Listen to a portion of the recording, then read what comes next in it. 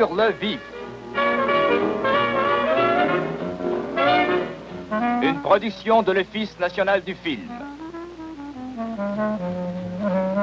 À chaque semaine, une équipe mobile de l'ONF vous invite à les suivre au cours d'un reportage éclair sur un aspect de la vie canadienne.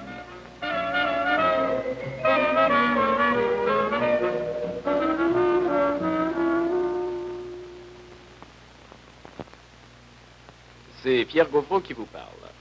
Les îles Saint-Pierre et Miquelon sont généralement connues par les récits des capitaines d'aventure, la contrebande, les naufrages et les grandes pêches.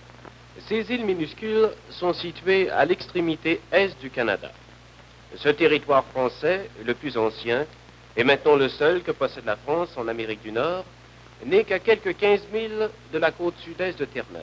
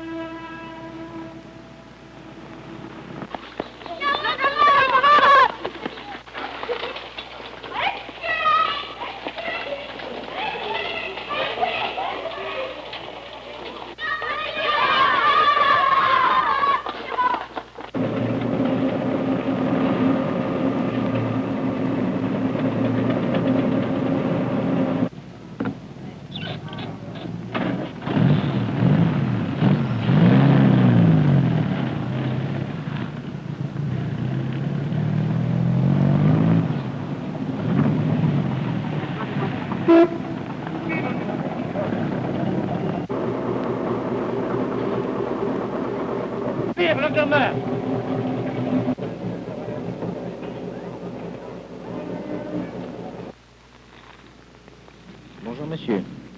Vous avez une pièce d'identité s'il vous plaît? Oui, j'ai mon passeport. Merci. Vous êtes citoyen canadien? Oui, Né à Montréal? c'est ça, oui. Bon, c'est parfait. Alors nous allons garder votre passeport et nous pour le viser et nous vous le ferons parvenir à votre hôtel. Est-ce qu'il y a d'autres formalités? Oui, vous devez vous présenter au bureau de la douane pour faire visiter vos bagages et procéder à l'échange de vos devises étrangères. Bonjour, capitaine. Mais prenez l'apéritif avec moi? Ah, volontiers, capitaine. Après un aussi bon voyage, c'est pas de refus. Merci. Allez-vous ici au Café de la France avec moi? Oui, certainement.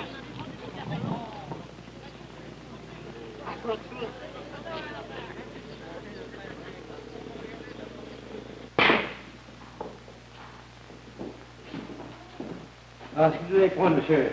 Un petit apéritif. Bonsoir monsieur. Bonsoir, monsieur. Bonsoir, monsieur. Vous désirez monsieur? Moi, il prend un petit sadano. Eh bien, ce sera la même chose pour moi, s'il Vous vous êtes plaît. touriste monsieur? Oui, touriste, en quelque sorte, si vous voulez. Il y en a plusieurs cette année à Saint-Pierre. Oh oui, oui, nombreux. Ça s'intensifie d'année en année. Et surtout que nous avons des hôtels confortables, des maisons de pension. On y mange de la bonne cuisine française, arrosée de bon vin.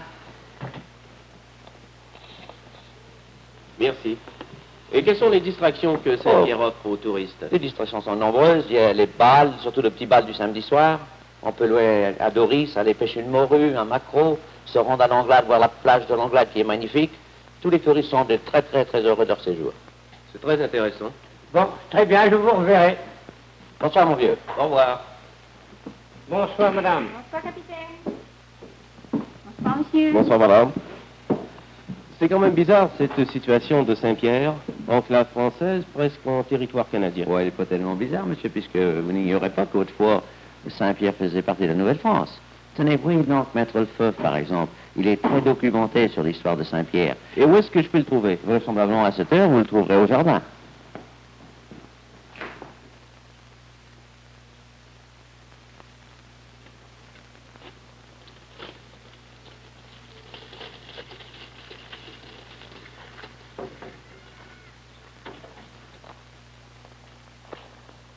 Bonjour, maître. Bonjour, monsieur.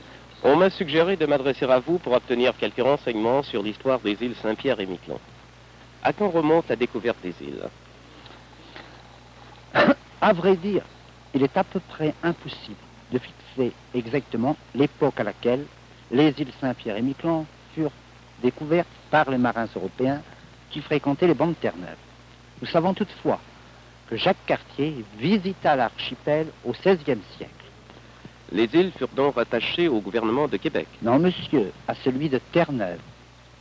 Toutefois, Saint-Pierre-et-Miquelon faisait partie du diocèse de Laval, de Québec, dont Monseigneur de Laval était l'évêque. Et c'est la pêche qui attira les Français. C'est ici. certainement la pêche qui attira les Français à Saint-Pierre-et-Miquelon. Saint-Pierre, comme vous avez pu le constater, est admirablement bien situé. Ces îlots se trouvent en effet placés, si je puis dire, au centre des bancs de Terre-Neuve, qui sont peut-être les plus poissonneux du monde. Est-ce qu'il n'y a pas des personnages célèbres qui ont fait escale à Saint-Pierre?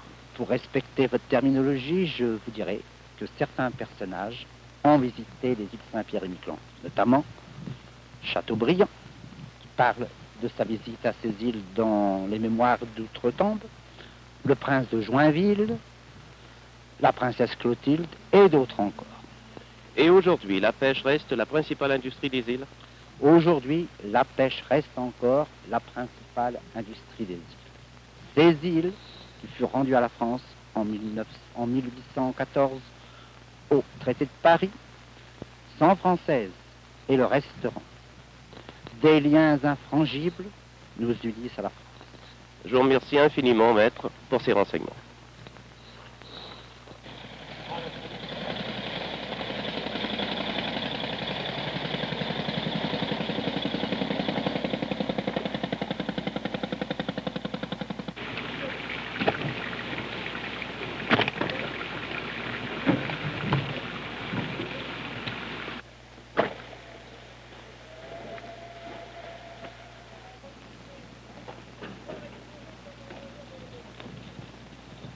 Vous avez terminé votre pêche maintenant. Mais oui, le travail est bientôt terminé. Et la pêche était bonne? Oh, une belle journée et une bonne pêche. Et vous venez maintenant faire livraison de votre poisson au frigo. Exactement. Dites-moi, comment ça fonctionne le frigo? Vous avez un droit à payer ou... Pas du tout. C'est un pouvoir syndical, c'est-à-dire que par majorité, les syndicats ont voté pour ou contre. 2 ont voté pour, 1 a voté contre. Alors tous les pêcheurs ne viennent pas porter le produit de leur pêche au frigo? Non, presque une moitié reste à saler la morue. Ah, cette morue salée est vendue? Et vendue pour les Antilles ou Porto Rico. Et les pêcheurs, comment s'arrangent-ils ensemble? Bien, voyez-vous, c'est assez différent. Vous avez des patrons pêcheurs avec un matelot, c'est-à-dire que le patron garde les 3/4 de la pêche et a tous les frais à sa charge, et le matelot prend le quart. D'autres sont exactement de moitié. Moitié des frais, moitié du gain. Et dans votre cas, vous pêchez avec votre fils? Oui, c'est exact, là je garde tout. C'est une affaire familiale. Exactement. Et une bonne pêche, ça représente combien en moyenne? Alors, une bonne pêche, quand on atteint 1500 livres, c'est une bonne pêche. Enfin, quand on a 1000 livres, c'est une journée bien sauvée. Bon. Mais on cherche toujours un maximum. Je vois. Alors je vous laisse à votre travail, vous en avez pas mal devant vous, et moi je vais en profiter pour aller visiter le frigo. On vous le fera visiter avec plaisir, monsieur. Ouais.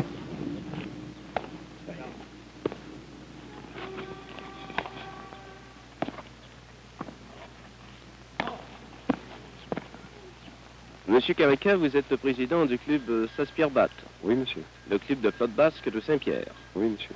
C'est un jeu qui m'apparaît très intéressant, mais que nous ignorons malheureusement complètement au Canada. Mais comment se fait-il qu'à Saint-Pierre, qui soit si loin du Pays basque, on y joue ce jeu national des Pyrénées? Eh bien, parce que les Basques vinrent ici au début très nombreux et apportèrent avec eux ce qu'ils avaient. Et avec cela, ils apportèrent leur jeu national, qui est la pelote basque. Comment s'appelle le mur sur lequel on lance la pelote? Le mur s'appelle le fronton. Et ce fronton, primitivement, était en bois. Et pour des raisons quelconques, le fronton disparut. Il fut rebâti tel qu'il est maintenant, en ciment armé.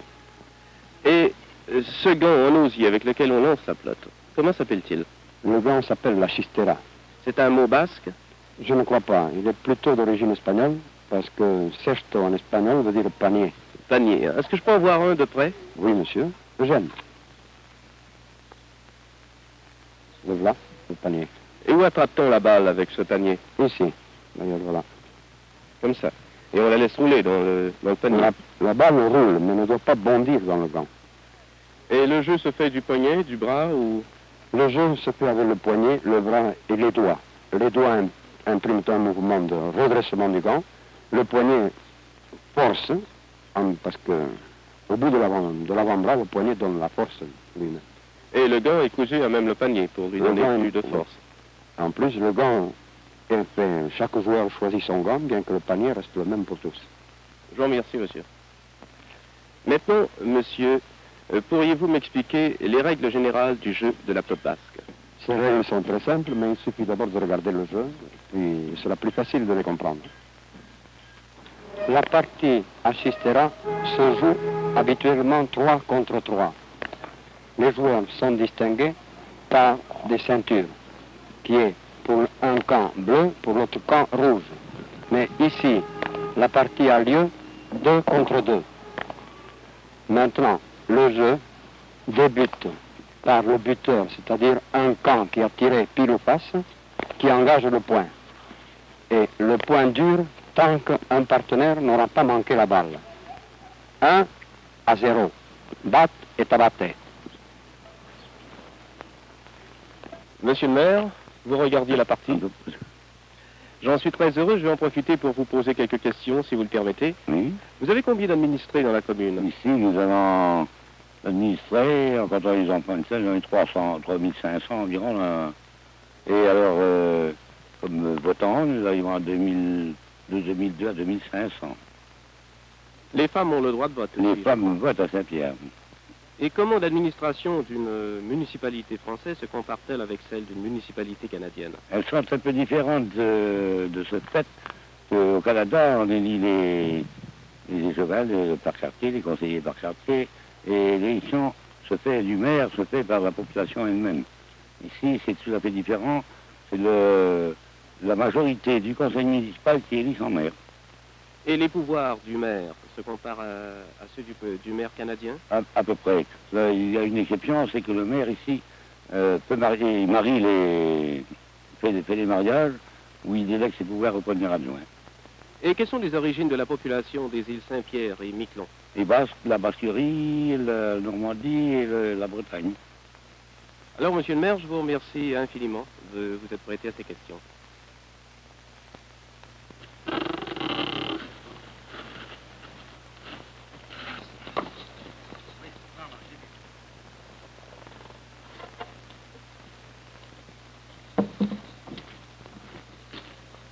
Bonsoir, monsieur.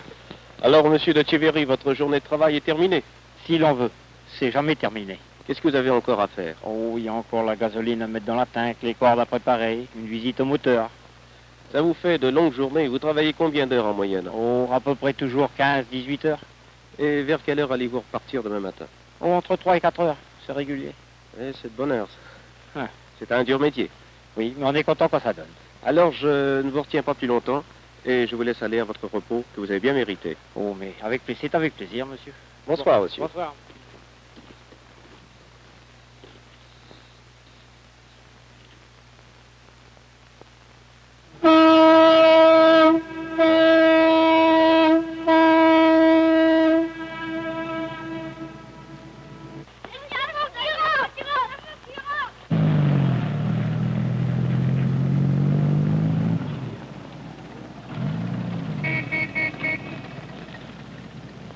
Et nous voilà rendus au terme de notre visite dans la paisible petite ville de Saint-Pierre, où à quelques milles seulement des côtes canadiennes, nous avons retrouvé l'ambiance et la traditionnelle hospitalité française.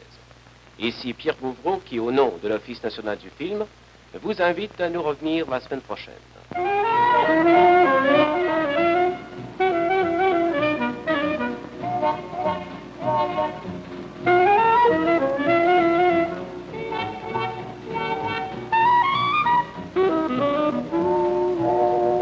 C'était une production de l'Office national du film.